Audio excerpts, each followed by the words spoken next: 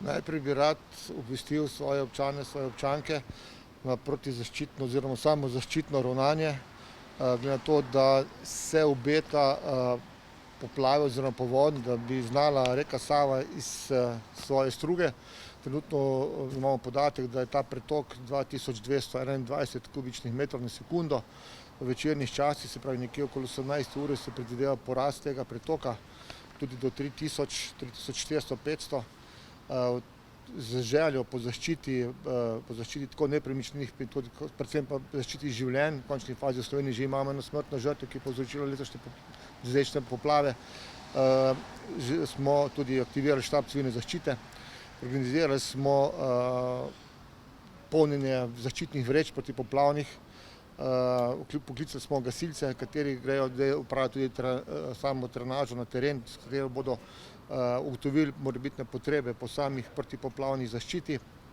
Skratka, delamo vse, kar je v naši moči, da bodo te posledice, ko bodo prišle, če bodo prišle, upamo, da ne bodo v takem obsegu, kot napovedujejo, šle v najmanjši meri mimo nas oziroma z najmanjšimi posledicami. Ena cesta ste že zaprli, tam gor, kako? Zaprta je po moji vednosti samo kolesarska steza oziroma kolesarska pot in pa pešpoti. Bi pa v tej priliki tudi povedal, da se pričakuje spustitev, da bom prav prebral,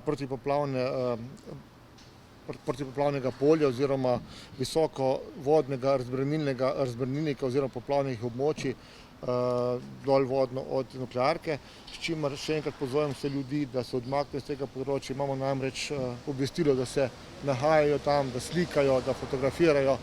Kdor je bil priča poplavam, to ve, da v trenutku se spremeni in lahko ostane neki otok samo, ki pa potem je reševanje z tega otoka zelo težko oziroma lahko tudi usodno.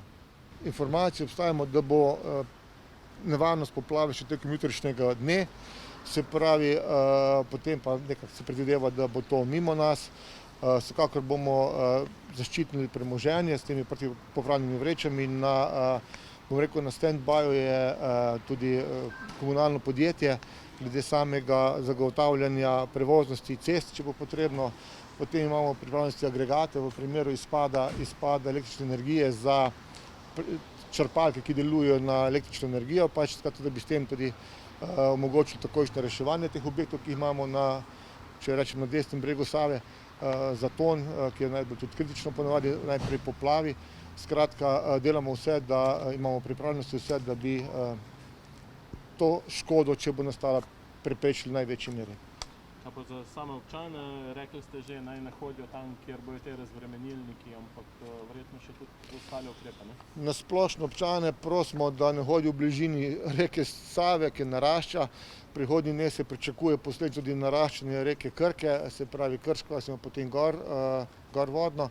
Skratka, tisti, kateri niso vpoklicani, kateri nimajo tam kaj početi, prosim, se ne zadržujejo na teh območjih in da so pač na varni oddaljenosti. In verjamem, da boste mediji poskrbeli, da bodo z informacijami takoč in redno obveščeni, da ne rabijo sami si tega ogledovati.